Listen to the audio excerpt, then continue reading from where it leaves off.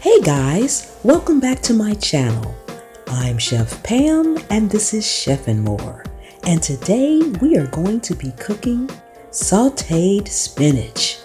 Yes. And if you want to learn how to make all kind of homemade food and dishes the easy and simple way, subscribe so that you won't miss any of my videos and tap that bell so you'll always get notified. We're going to get started right now.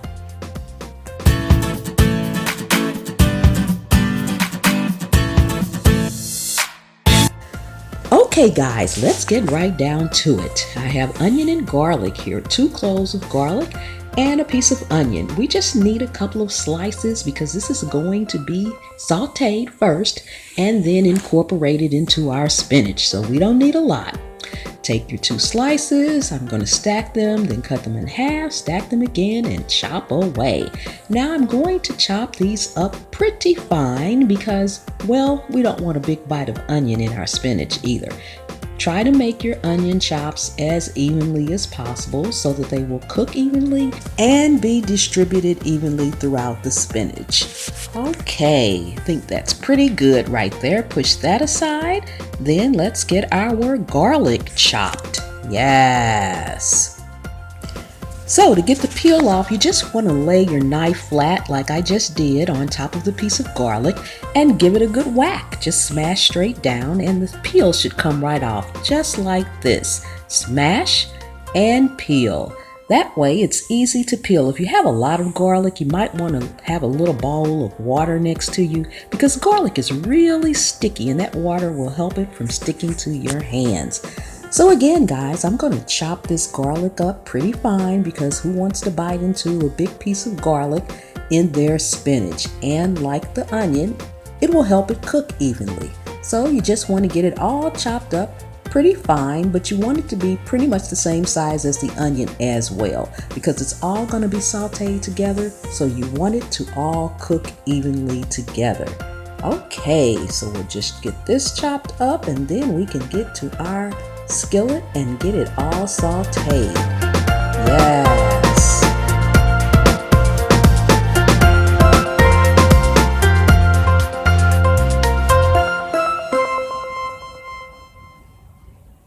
Okay, I think that's about it. That should be pretty good. So we have our skillet warming over here on medium. We're going to add about 2 tablespoons of olive oil to the skillet. Let that heat up for a second or two. Then the first thing is to add in our onion. You want to just cook the onion until it's translucent, so you can kind of see through it. That's only going to take about a minute, but you want to keep stirring. And I have my tongs here. I should have my wooden spoon, but oh well, the tongs was right here. So you just want to stir it around until you can see through it. And like I said, guys, that only takes about a minute. Get it all sauteed. You don't want to overcook it at this point. Then after that, we're adding in our garlic. Same thing for the garlic, except for this time, it's only going to take maybe about 30 seconds because you just want to cook the garlic along with the onion until it becomes fragrant. Once you can start smelling that garlic really well, you'll be done. All right, get that all mixed in good together, and then it's time to add in our spinach. Yes, okay guys, now I just have frozen spinach here. You can use fresh spinach, but I always like to keep frozen spinach and frozen vegetables on hand because sometimes if you have the fresh and you don't get to it right away, then it's going to wilt and rotten and then you won't have any. So I always try to keep some frozen as well. I saute either frozen or fresh the exact same way. It just takes a different time frame, that's all. Because the fresh will probably wilt up and cook just a little bit faster. Yes. And now we add about a half a cup of chicken broth. So that's homemade chicken broth. I actually did that on my video that you can watch. I'll put the link right above for the Alfredo, chicken and broccoli Alfredo. So just want to get that mixed in real good. And this is about a tablespoon of apple cider vinegar. I always put that in my spinach, or if I'm cooking regular greens, use it there too. Now you just add salt to taste. However your taste buds are, you can always leave it out. And black pepper.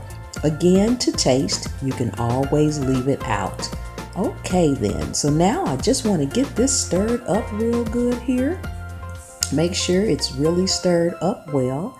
And we're going to just let it cook and have the liquid evaporate, and then we'll be all done, guys. Yes, get it all mixed up really well. And guys, make sure you push it down from the side so that all of it will cook and it'll all have the liquid from the broth and the apple cider vinegar in there. And we're done. Look at that. There's no liquid in the bottom of this skillet. Okay, guys, we have our sauteed spinach and we are done. Okay, look at that, guys. Doesn't that look good? All we need to do now is serve and eat. Yes.